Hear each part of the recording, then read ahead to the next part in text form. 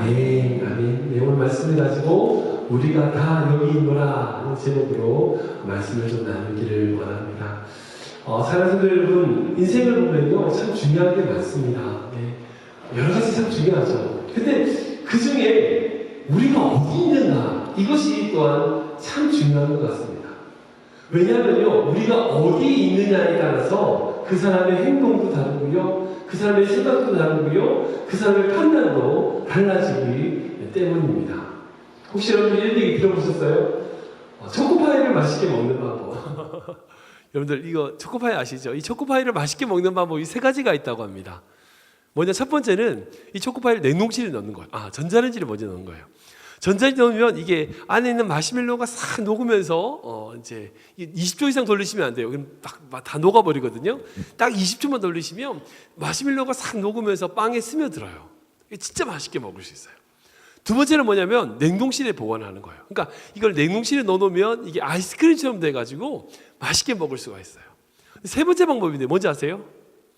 군대를 가면 돼요. 이해가 잘 안 되시는 것 같은데 아무튼 초코파이를 맛있게 먹으려면 군대를 가시면 맛있게 드실 수 있어요. 네. 제가 이게 농담은 아재 개그처럼 돼버렸는데 아무튼 군대 가면 초코파이는 다 맛있어요. 아무리 맛없어도요 초코파이는 군대 가면 먹어야 맛있어요. 저도 군대 있을 때 초코파이 먹었던 그 맛을 잊을 수가 없어요. 세상 사회에 나와서 먹는 거하고요 맛이 달라요. 군대 있을 때 먹은 초코파이는요 절대 잊을 수 없는 맛이에요. 그러니까 초코파이를 맛있게 먹으려면요 군대를 가면 돼요. 농담처럼 말씀드렸지만 그 초코파이라고 하는 것이 사회에 있을 때 정말 일반상적으로 생활할 때 먹던 것과 군대에 있을 때 먹던 것이 달라지더라는 거예요. 똑같은 초코파이인데 똑같은 것인데 그것이 내가 어디에 있느냐에 따라서 달라지더라는 거죠. 정말 내가 어디에 지금 상황에 있느냐에 따라서 그것에 대한 질과 그것에 대한 판단이 바뀌더라는 거예요. 제가 미국 와서 느낀 것 중에 한 가지가 미국에 계시는 모든 한인들요 다 애국자가 돼요. 뭐 관심 없는 분들은 관심 없을 수도 있겠지만 아무튼 제가 특히 LA 한인타운에서 사역하면요 한인타운은요 장난 아니에요. 그러니까 한국하고 예를 들어서 누구랑 게임한다 그러면 사람들 다 모여서 막 경기를 봐요. TV를 갖다 놔가지고 교회에서도 보여주기도 하고요. 축구 같은 거 하면요 특히 일본하고 축구하면 난리가 나요. 왠지로 아세요? 저 미국에 있기 때문에. 왜 미국에 사니까 더 한국에 대한 마음이 애틋해지는 거죠. 그러니까 우리가 지금 어디에 있느냐에 따라서 우리의 판단과 우리의 자리와 우리의 영향력이 달라지더라는 거죠. 그래서 그런 말이 있잖아요. 자리가 사람을 만든다고. 사람이 자리를 만드는 것 같은데 아니에요.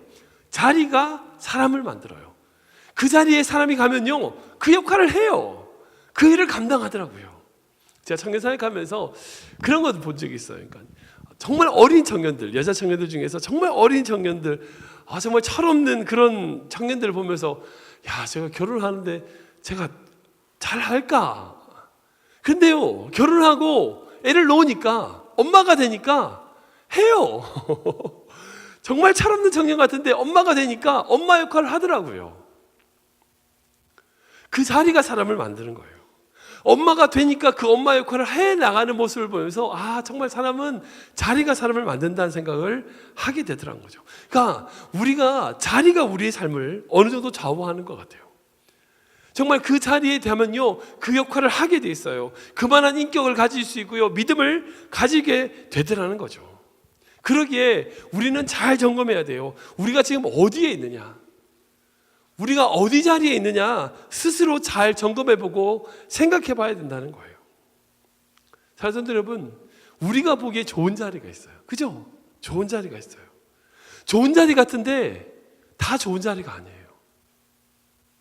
성공하는 데가 있는 것 같아요. 성공의 자리가 있어요. 저 정도면 성공의 자리 같다. 근데 성공의 자리 같지만 성공의 자리가 아니게 있어요. 반대로 실패의 자리 같아요. 정말 저런 것도 어떻게 저렇게 실패할까? 근데 실패의 자리가 아닌 자리가 있더라고요. 우리 인간으로 보기에 성공의 자리였지만 그 성공의 자리가 실패의 자리고요. 우리 인간으로 보기에 실패의 자리 같지만 그 자리가 오히려 하나님 보시기에 성공의 자리가 있을 수 있다는 거예요. 오늘 말씀을 통해서 정말 우리가 어떤 자리에 거해야 되고, 그리고 그 자리에서 우리가 어떻게 해야 될지 우리 함께 고백해 보기를 원합니다. 첫 번째로요, 오늘 본문에 나와 있는 이 바울과 실라는 기도와 찬송으로 하나님의 역사를 보았던 것을 볼 수 있어요. 우리 같이 읽어볼까요? 시작. 아니요, 앞에 그 부분입니다. 바울과 실라 1번. 네, 같이 읽겠습니다. 시작. 바울과 실라는 기도와 찬송으로 하나님의 역사를 보았습니다. 우리 한 번 더 읽겠습니다. 시작. 바울과 실라는 기도와 찬송으로 하나님의 역사를 보았습니다. 우리 22절부터 24절 길지만 같이 읽어보겠습니다. 시작. 우리가 일제 일어나 고발하니 상관들이 옷을 찢어버리고 매로 치라 하여 많이 친 후에 옥에 가두고 간수에게 명하여 든든히 지키라 하니, 그가 이러한 명령을 받아 그들을 깊은 옥에 가두고 그 발을 착고에 든든히 채웠더니. 아멘, 아멘. 이제 방금 읽은 말씀은요, 바울과 실라가 지금 굉장히 어려운 자리에 있는 모습을 보게 됩니다. 바울과 실라가 이제 유럽의 첫 번째 관문이었던 빌립보에 전도를 하게 되죠. 그 전도하러 갔어요. 근데 전도하는데 귀신 들린 어떤 여종이 바울과 실라를 계속 따라다니는 거예요. 귀찮게 하는 거예요. 뭐라고 소리지냐? 지극히 높으신 하나님의 종이다, 너희를 구원하러 왔다. 그러니까 바울과 실라가 걸어가는데 뒤에서 계속 소리를 지르는 거예요. 귀찮게 계속 그렇게 소리를 지르는 거예요. 그러니까 그렇게 계속 소리 지르고 따라다니니까 어떻게 돼요? 사람들을 만나서 인격적으로 대화할 수가 없는 거예요. 전도할 수가 없는 거예요. 그래서 우선 그 여인을 고쳐주자라고 해서 그 여인의 귀신을 쫓아냅니다.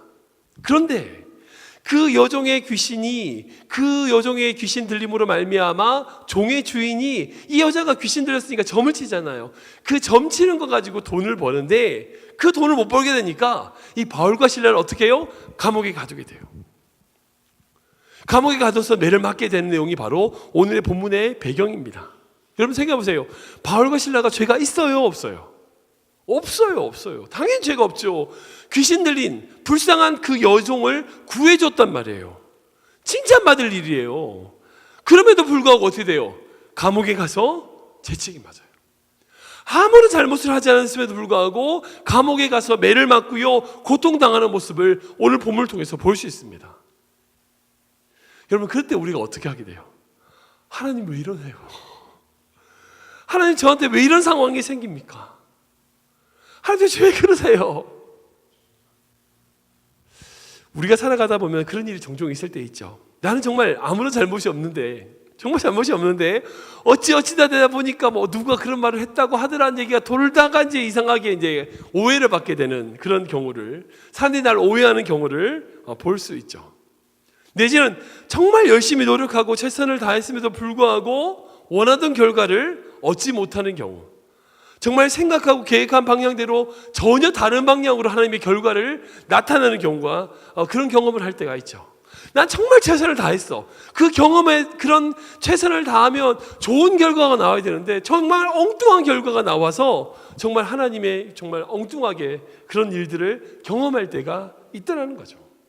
여러분 생각해 보세요. 바울과 실라가 이 빌립보를 갔을 때 이런 상황을 예측했을까요? 자신들이 감옥 갈 거라고 생각을 했을까? 아무리 예측 못했을 거예요. 복음을 전하고 사람들을 만나서 즐겁게 복음을 나누게 되면 좋은 일이 있겠지라고 기대하고 왔을 거예요. 그런데 웬걸 결과는 감옥이에요. 결과는 감옥이에요. 정말 아무런 죄가 없음에도 불구하고 매를 맞았고요, 아무런 잘못이 없음에도 불구하고 감옥에 갇혀도 버렸어요. 사람들이 보면 근데 놀라운 것, 그런 상황에 빠져 있는데, 그런 상황에 있는데 바울과 실라는요 신실한 모습을 볼 수 있어요. 어떻게 반응하느냐? 우리 25절 말씀 볼까요? 같이 읽겠습니다. 시작. 밤중에 바울과 실라가 기도하고 하나님을 찬송하며 죄수들이 듣더라. 아멘. 사랑하는 여러분, 이 순간 바로 그때 기도하고 찬송하는 바울과 실라의 모습을 볼 수 있어요. 여러분, 이게 그들의 실력이에요. 그들의 실력이에요. 여러분, 그 상황 속에 어떻게 누가 찬송할 수 있습니까? 누가 기도할 수 있어요? 여러분, 그런 문제가 생긴다면 누가 감사할 수 있겠어요? 근데 그 상황에서 어떻게 해요? 기도하더라는 거예요. 찬송하더라는 거예요. 여러분, 이게 바울과 실라의 믿음입니다. 제가 이 말씀 묵상하면서 정말 그런 마음이 감동이 왔어요. 뭐냐? 이 바울과 실라가 기도함으로 말미암아 어떻게 돼요? 놀라운 지진이 났죠. 그 지진으로 말미암아 옥문이 열리고 사람들이 모든 것이 풀어졌어요. 근데 그 전에 한 번 더 또 다른 지진이 그들 가운데 있었어요. 어떤 지진이냐? 그 찬송을 듣고 있는 모든 죄수들의 마음속에 지진이 났을 거예요. 야, 쟤들 도대체 뭐야? 쟤들 도대체 뭐야? 야, 이런 데서 어떻게 찬송할 수 있지? 어떻게 찬양할 수 있지? 분명히 그 자리에 있었던 모든 죄인들 마음 가운데 지진이 있었을 거예요. 야, 도대체 쟤들 뭐 어떤 애들이야? 저는 우리 사랑 선생님들의 환경을 다 모릅니다. 다 알 수 없어요. 여러분들 어떤 형편과 어떤 상황이 있는지 저는 다 알 수 없어요. 그러나 사랑 선생님 여러분들 그 자리에서 찬송하시기 바랍니다. 찬송하시기 바랍니다. 여러분들 찬송할 수 없는 상태라고요? 찬송할 수 없는 상태에 찬송 안 하면 어떻게 돼요? 그대로죠. 그대로입니다. 달라지는 거 없습니다. 그런데 찬송할 수 없는 그 상태에 여러분 찬송해 보세요. 찬송해 보세요. 그러면 여러분들의 마음이 변화가 있을 겁니다. 옥문이 열릴 것입니다. 환경이 바뀔 겁니다. 찬송할 수 있을 때에 찬송하는 건 누구나 다 할 수 있는 거예요. 그런데 찬송할 수 없는 그 순간에 찬송할 때에 하나님께 영광 돌릴 때에 그 인생을 바꾸시는 하나님의 손길이 있다는 거예요. 감사할 수 없을 때 감사해 보세요. 감사할 수 없을 때 감사하지 않으면요 바뀌는 거 아무것도 없어요. 달라지는 거 없어요. 그러나 감사할 수 없는 그 순간에 감사함으로 하나님께 기도할 때 여러분 그 기도를 통하여 하나님이 역사하신다고요. 이것이 바로 성경이 우리에게 가르쳐 주시는 하나님의 놀라운 천국의 법칙입니다. 찬송과 기도는요 하나님의 옥문을 열게 되는 귀한 축복의 통로가 되는 거예요. 근데 중요한 거 우리가 이 세상에 왜 왔냐는 거예요. 우리 베드로전서 말씀 볼까요? 같이 읽겠습니다. 시작. 그러나 너희는 택하신 족속이요 왕같은 제사장들이요 거룩한 나라요 그의 소유가 된 백성이니 이는 너희를 어두운 데서 불러내어 그의 기이한 빛에 들어가게 하신 이의 아름다운 덕을 선포하게 하려 하심이라. 아멘, 아멘. 여러분 하나님이 우리를 귀한 왕 같은 제사장으로 세우셨어요. 택하신 족속을 만드셨고요. 거룩한 나라고 그의 소유된 백성으로 이끄셨어요. 왜? 하나님의 아름다운 덕을 선포하기 위하여, 그분의 이름을 찬송하기 위하여 그렇게 예정하셨다는 거예요. 여러분 우리는 찬송하고 싶을 때 찬송하는 자가 아니에요.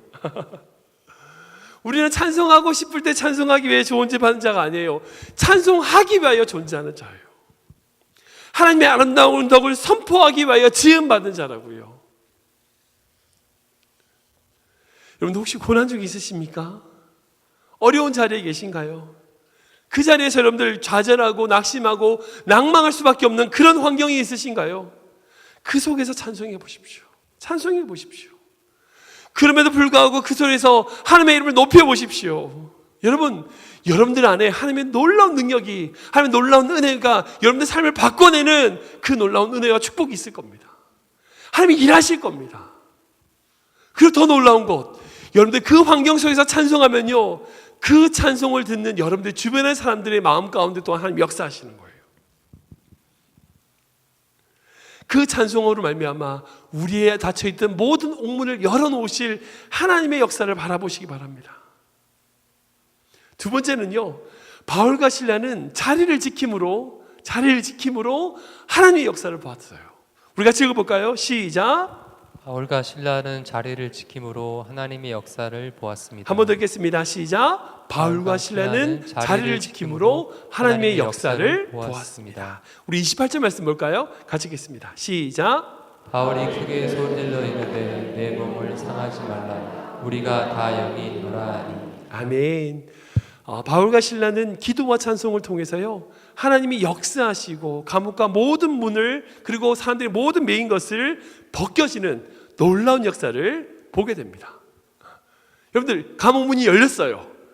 잠겼던 모든 수갑이 풀렸어요. 어떻게 해요? 나가야죠. 나가면 됩니다. 나가면 돼요. 그런데 바울과 실라가 어떻게 해요? 탈출하라고 열어주신 옥문이 열렸는데 어떻게 해요? 나가지 않고 그 자리에 있었어요. 그대로 있었어요.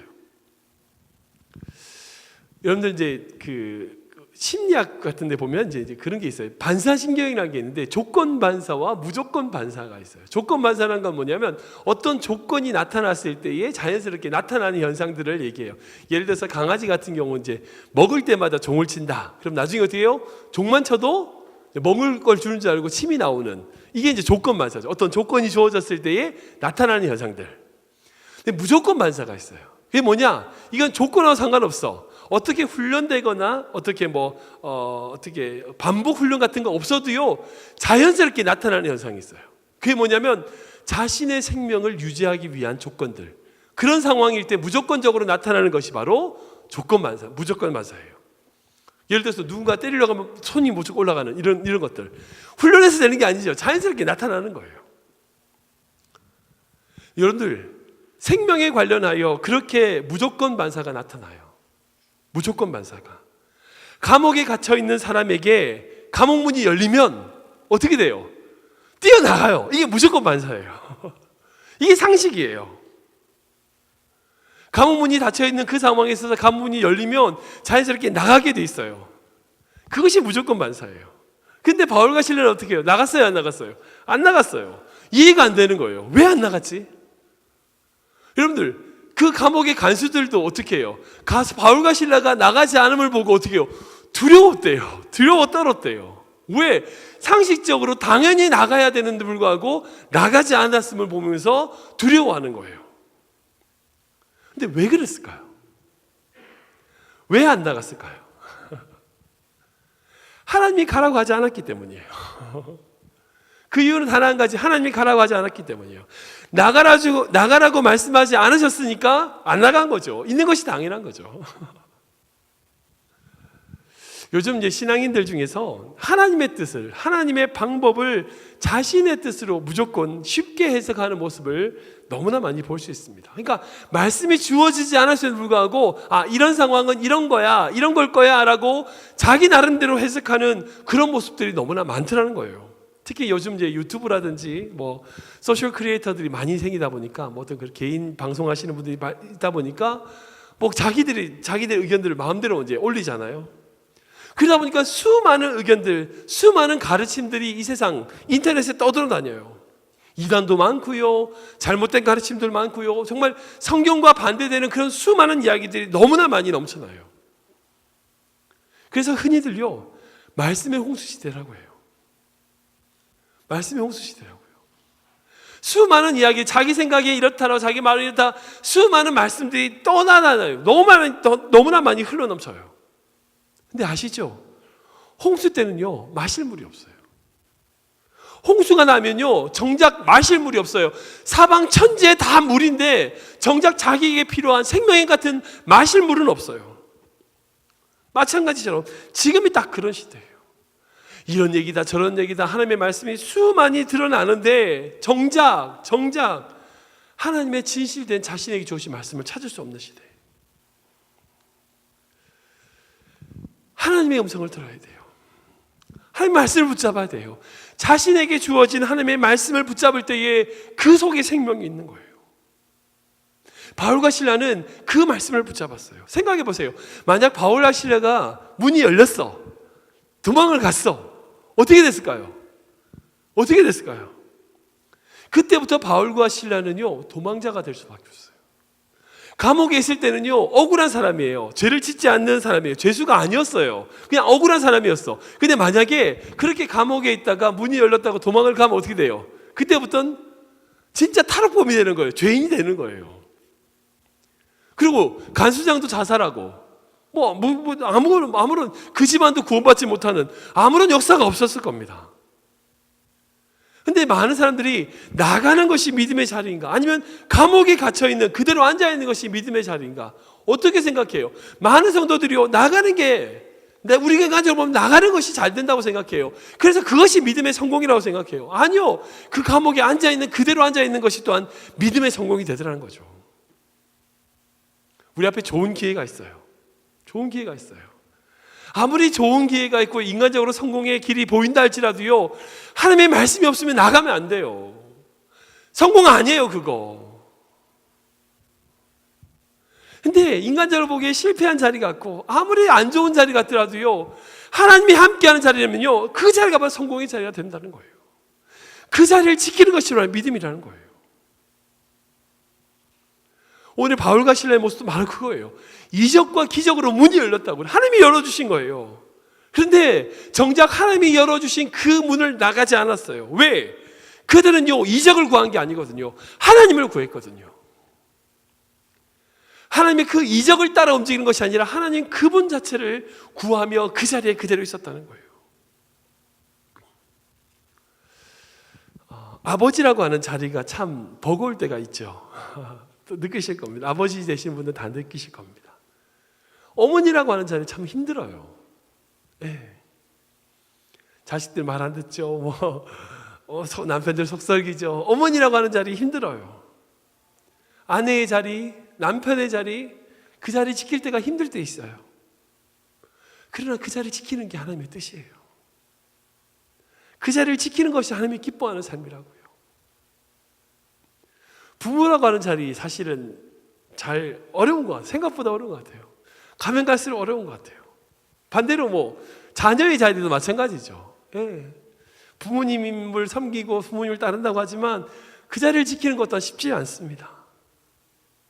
장로님의 자리, 집사님의 자리, 우리 찬양팀의 자리 쉽지 않죠. 그러나 그 자리를 지키는 것이 은혜입니다. 주님이 말씀하셔서, 주님이 인도하셔서 그 자리에 계셨다면 여러분, 그 자리를 지키는 것이 믿음입니다. 주님이 가라고 말씀하실 때까지 그 자리에서 묵묵히 그 자리를 지키며 하나님, 주님의 교회를 위하여, 우리의 가정을 위하여 기도의 자리를 지키겠습니다라고 말하는 그 자리가 바로 복된 자리입니다.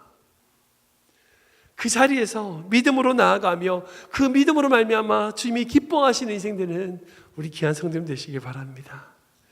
말씀을 정리하겠습니다. 우리 31절과 32절 말씀 볼까요? 같이 읽겠습니다. 시작. 이르되 주 예수를 믿으라. 그리하면 너와 내 집이 구원을 받으리라 하고 주의 말씀을 그 사람과 그 집에 있는 모든 사람에게 전하더라. 아멘, 아멘. 바울과 실라가 왜 감옥에 갔을까? 이제 솔직히 안 갈 수 있었거든요. 왜냐하면 이 본문의 뒤에 보면 바울과 실라를 내보내주려고 하는데 바울이 우리가 로마 시민권자다라고 얘기했더니 벌벌 떠는 장면이 나타나요. 그러니까 그 당시 로마 시민권이라는 것이 굉장히 큰 지위가 있는 사람이기 때문에 감옥에 함부로 가두지 않거든요. 때리지도 않아요. 근데 바울과 실라가 그게 이렇게 잡혔을 때 바로 내가 로마 시민권자다라고 말을 하면 그렇게 감옥에 안 갔을 거예요. 때리지도 않았을 거예요. 근데 왜 미리 얘기하지 않고 나중에 감옥에 들어가고 두들겨 맞은 다음에 이야기를 했을까? 제가 아무리 생각해도 결국 사도 바울과 이 실라가 감옥에 가서 그렇게 고생한 이유는 단 한 가지밖에 없어요. 바로 이 간수장의 가정을 구원하기 위해서예요. 빌립보 간수장의 가정을 구원하기 위하여 하나님이 바울과 실라를 감옥에 보내셨던 것이라고 저는 믿어요. 사랑하는 성도 여러분, 하나님은 정말 놀라우신 분이에요. 이 간수장 하나, 이 가정 하나를 구원하기 위하여 바울과 실라를 그곳에 내보내시고 여정을 고치시고 그리고 감옥에서 먼저 말할 수 있음에도 불구하고 말하지 않고 두들겨 맞으면서 감옥에 하룻밤 보내는, 여러분 근데 그걸 통해 어떻게 돼요? 그 간수장의 구원을 받는 거예요. 이후에 보면 이 간수장 가정이 전설 같은 이제 교회사를 보면 이후에 빌립보 교회를 세우는 중요한 역할을 하는 그런 사람이 됐다고 적혀 있습니다. 그러니까 집사로서 루디아를 도와가지고 빌립보 교회를 온전하게 세우는 역할을 했던 사람이 바로 이 간수장이었다는 기록이 있다는 것을 볼 수 있습니다. 그렇게 본다면요, 하나님의 인도하심은 바울과 실라로 하여금 하루 감옥에 가서 고생함으로 말미암아 어떻게 해요? 그렇게 두들겨 맞음으로 말미암아 어떻게 해요? 이 간수장 가정을 변화시켰어요. 구원해냈어요. 그리고 이 간수장으로 말미암아 어떻게 돼요? 빌립보 교회를 세우시는 거예요. 그렇게 따지면요, 하나님의 그 큰 그림, 인도하심의 그 큰 그림을 보자면 이 바울과 실라가 채찍 좀 맞는 거요, 하루 감옥에 고생하는 거요, 별거 아니에요. 별거 아니에요. 왜? 하루 감옥에서 고생하고 채찍 몇 대 맞음으로 말미암아 어떻게 해요? 빌립보 교회가 세워진 거예요. 빌립보 교회가. 그 사람 하루 좀 고생함으로 말미암아 간수장이 변화되고 교회가 세워지는 거예요. 왜? 그러면 하루 좀 고생하는 거야. 뭐 대수겠어요. 예수님을 생각하면 그런 것 같아요. 크리스마스도 마찬가지예요. 예수님이 크리스마스 때 십자가에 달려 모든 인류를 구원하기 위하여 어디에 오셨어요? 정말 낮고 천한 마구간에 오셨어요. 정말 낮은 자리에, 가장 비천한 자리에 마구간에 오셨어요. 근데 사실 생각해 보면 그분이 너무나 위대한 분이시기 때문에, 정말 위대한 일을 행하시는 분이시기 때문에 마구간에 태어난 거 별거 아니에요. 아무리 아니에요. 결국 그 일로 말미암아 하나님이 가장 낮은 그 목자들에게 복음을 전하고, 그런 말미암아 예수님의 그 놀라운 십자가 사건으로 이어지는 모습을 본다면, 그분이 마구간에 태어나시는 거 그분은 별로 중요하게 생각하지 않으셨어요.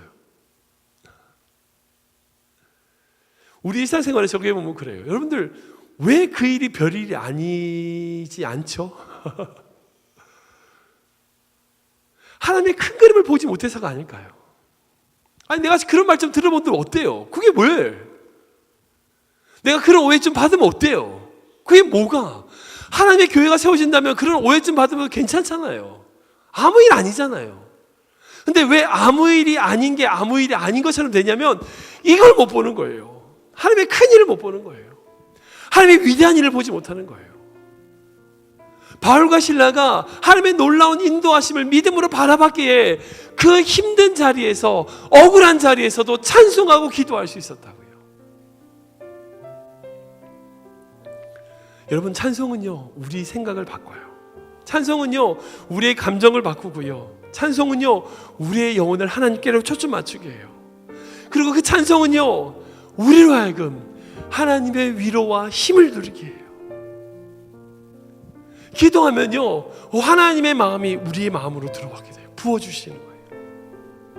그 찬송과 기도로 말미암아 하나님의 놀라운 역사를 지금 이 자리에서 경험하게 되는 거예요. 왜? 하나님의 놀라운 계획을 보니까 지금 내 삶의 조그만 문제 아무것도 아닌 거거든요. 2019년이 이제 얼마 남지 않았습니다. 이제 마무리가 되고 이제 새로운 2020년이 시작돼요. 우리 교회 성도님 인생 가운데 정말 하나님의 큰 그림을 좀 보셨으면 좋겠어요. 그리고 내가 살아가는 모든 삶의 자리에서 어떤 자리에 있든지 간에 그 자리를 지키고, 또한 그 자리에서 찬송하며 기도하며 주님께 영광 돌리고 나아가는 귀한 믿음의 성도님 되시길 주님으로 축원합니다.